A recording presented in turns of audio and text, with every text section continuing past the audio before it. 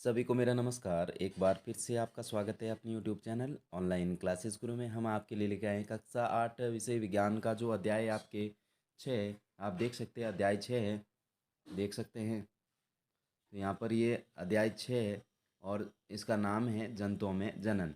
तो इनके जो सभी प्रश्न हैं उन सभी प्रश्नों के आंसर इस वीडियो के माध्यम से हम आपको करवाने जा रहे हैं। तो ध्यान से देखिएगा किस प्रकार से करना है।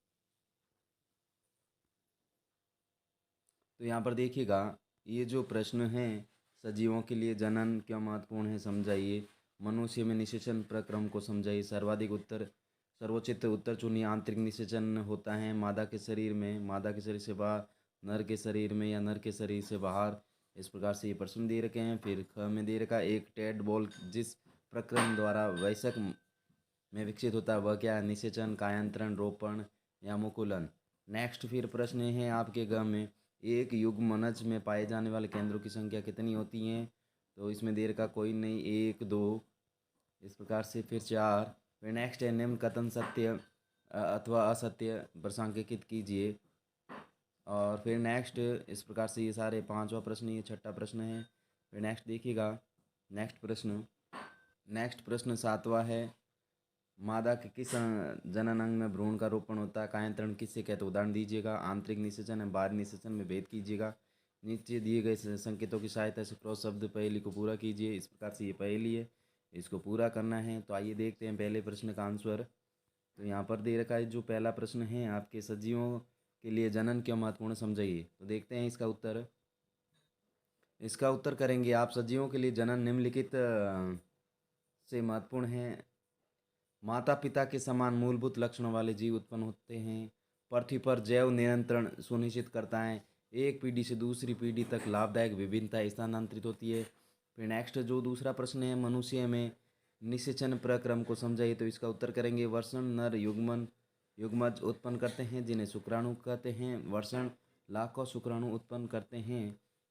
अंडाणु से मादा युग्मन उत्पन्न करते हैं जिसे अंडाणु कहते हैं। जब शुक्राणु अंडाणु के संपर्क में आते हैं तो इनमें से शुक्राणु अंडाणु के साथ संलयनित हो जाता है और शुक्राणु अंडाणु का यह संलयन निषेचन कहलाता है। निषेचन के समय शुक्राणु तथा अनुकूलित होकर एक हो जाते हैं और निषेचन के परिणाम स्वरूप युग्मज का निर्माण होता है। फिर नेक्स्ट है सर्वचित उत्तर चुनिए। तो यहाँ पर देखिएगा, आंतरिक निषेचन होता है मादा के शरीर में, मादा के शरीर से बाहर, नर के शरीर में या नर के शरीर से बाहर। तो जो आंतरिक निषेचन होता है वो मादा के शरीर में होता है। इसका ये आंसर करना है। आप देख सकते हैं ये इसका उत्तर हो जाएगा मादा के शरीर के अंदर। फिर नेक्स्ट है ख है, एक टेड बॉल प्रक्रम द्वारा वयस्क में विकसित होता है वह है निषेचन, कायांतरण, रोपण या मुकुलन। तो इसका उत्तर हो जाएगा, सही उत्तर क्या हो जाएगा, कायांतरण हो जाएगा। नेक्स्ट देखिएगा, नेक्स्ट जो क्वेश्चन है, नेक्स्ट है एक युग्मज में पाए जाने वाले केंद्रों की संख्या कितनी होती है। कोई नहीं, एक दो चार। तो इसका सही उत्तर करेंगे, क्या करेंगे, एक हो जाएगा। इसका सही उत्तर ये हो जाएगा, एक हो जाएगा।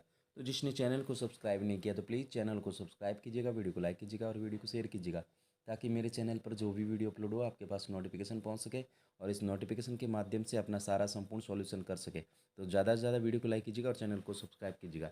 नेक्स्ट देखिएगा प्रश्न, नेक्स्ट है निम्न कथन सत्य अथवा असत्य संकेतित कीजिए। तो आइए देखते हैं इसमें किस प्रकार से करना है। तो इसमें दे रखा क का आपको सत्य करना है, असत्य, इसका सत्य, सत्य, असत्य। तो आइए देखते हैं आंसर। तो यहाँ पर देखिएगा, निम्न कथन टी फॉल्स में संकेतित कीजिए। अंड परजक जंतु विकसित शिशु को जन्म देते हैं। तो ये क्या हो जाएगा, फॉल्स हो जाएगा। इसमें क्या भरना है, एफ भरना है। फिर नेक्स्ट देखिएगा, प्रत्येक शुक्राणु एक एकल कोशिका है। तो ये हो जाएगा टी, ट्रुथ हो जाएगा, सत्य। मेंढक में बाह्य निषेचन होता है। तो ये भी टी हो जाएगा, क्या हो जाएगा, सत्य।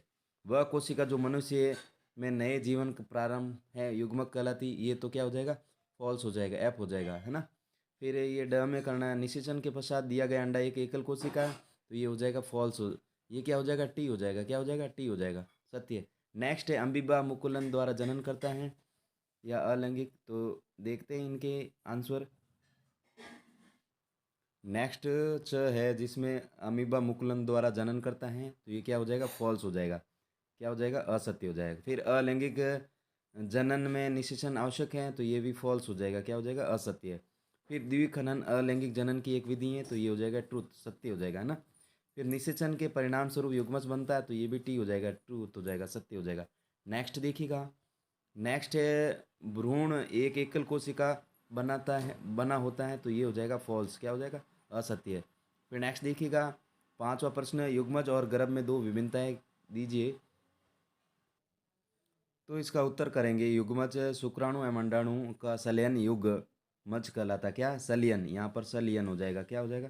संलयन युग्मज कहलाता है। क्या हो जाएगा? युग्मज, यहाँ पर संलयन युग्मज कहलाता है। यह एकल कोशिका। फिर गर्भ है, इसका उत्तर करेंगे यह भ्रूण की वह अवस्था जिसमें विभिन्न अंग पहचानने योग्य होते हैं और यह बहुकोशिकीय है। फिर नेक्स्ट है छठा प्रश्न, अलैंगिक जनन की परिभाषा लिखिए और जंतुओं में अलैंगिक जनन की दो विधियों का वर्णन कीजिए। यहाँ पर विधियों का क्या लिखेंगे? विधियों का वर्णन कीजिए। तो इसका उत्तर करेंगे अलैंगिक जनन इस प्रकार के जनन को जिसमें केवल एक ही जनक नए जीव को जन्म देता है अलैंगिक जनन कहते हैं। अलैंगिक जनन में उत्पन्न संतान अपने जनक की तरह क्या होती हैं? प्रतियां होती है। क्या होती है? प्रतियां, कॉपी होती है। क्या होती है? प्रतियां होती है, यानी उसकी कॉपी होती है, कॉपी होती हैं। और यह आमतौर पर बहुत छोटे आकार के जीवों में देखा जाता है। द्विखंडन, मुकुलन, विखंडन आदि अलैंगिक जनन के उदाहरण हैं। फिर मुकुलन, इस प्रक्रिया में जीव का एक हिस्सा उभरना शुरू हो जाता है और धीरे धीरे यह बढ़ता है और एक नए अलग जीव में विकसित हो जाता है। उदाहरण है हाइड्रा और हीस्ट। क्या हो जाएगा? हाइड्रा और हीस्ट। ईस्ट नहीं, ये हीस्ट हो जाएगा। क्या हो जाएगा? ये हाइड्रा और हीस्ट। नेक्स्ट देखिएगा। नेक्स्ट प्रश्न सातवें का, यहाँ पर देख सकते हैं सातवां ये द्विखनन। द्विखनन यह एक प्रकार का अलैंगिक जनन है। क्या है? अलैंगिक जनन जिसमें एकल कोशिका दो हिस्सों में विभाजित हो जाती हैं। द्विखंडन के माध्यम से प्रजनन करने वाले जीव जीवाणु और अम्बिबा। फिर नेक्स्ट है सातवां प्रश्न है, मादा के किस जनन अंग में भ्रूण का रोपण होता है? तो इसका उत्तर करेंगे मादा के जनन अंग में गर्भाशय में भ्रूण का रोपण होता है। नेक्स्ट है आठवां प्रश्न, कायांतरण किसे कहते हैं? उदाहरण दीजिएगा। तो कायांतरण लार्वा के कुछ विशेष परिवर्तनों द्वारा वयस्क, क्या हो जाएगा? वयस्क, यहाँ पर वयस्क, वयस्क जंतु, यहाँ पर वयस्क जंतु में बदलने की प्रक्रिया को कायांतरण कहते हैं। क्या कहते हैं? कायांतरण कहते हैं। उदाहरण डेडापोल रूपांतरण होकर वयस्क, यहाँ पर भी वैसे करना, और यहाँ पर टेक बॉल, क्या कहेंगे? टेक बॉल, ठीक है। यहाँ पर रूपांतरण होकर वयस्क में बदल जाता है, जो लगा सकता है और छलांग लगा सकता है। क्या लगा सकता है? छलांग, यहाँ पर छलांग लिखेंगे, छलांग लगा सकता है और तैर सकता है। और कुछ विशेष परिस्थितियों के साथ टेडपोल, क्या? टेडपोल का वयस्क में कायांतरण होता है। वयस्क करेंगे, यहाँ पर वयस्क में कायांतरण हो जाता है। फिर नेक्स्ट है नौवां प्रश्न, आंतरिक निषेचन व बाहरी निषेचन में भेद कीजिए। तो आंतरिक निषेचन नर युग्मक और मादा युग्मक का संलयन मादा शरीर के अंदर होता है। नर मादा के शरीर में शुक्राणु व उत्सर्जन करता है और विकास शरीर के अंदर होता है। उदाहरण मनुष्य, पशु और शार्क पक्षी। बाह्य निषेचन, बाह्य निषेचन नर युग्मक मादा युग्मक का संलयन मादा शरीर के बाहर होता है। दोनों व्यष्टि युग्मक को शरीर के बाहर फेंकते हैं। विकास शरीर के बाहर होता है। उदाहरण मेंढक। नेक्स्ट 10वां प्रश्न है जिसमें आपको सुमेलित करना है। इसमें अंडा से हो जाएगा शुक्राणु मुकुल, और इसमें अंडाणु निषेचन और मुर्गी। इसका उत्तर सीधा मैंने बता दिया। थैंक्स फॉर वॉचिंग, वीडियो देखने के लिए धन्यवाद।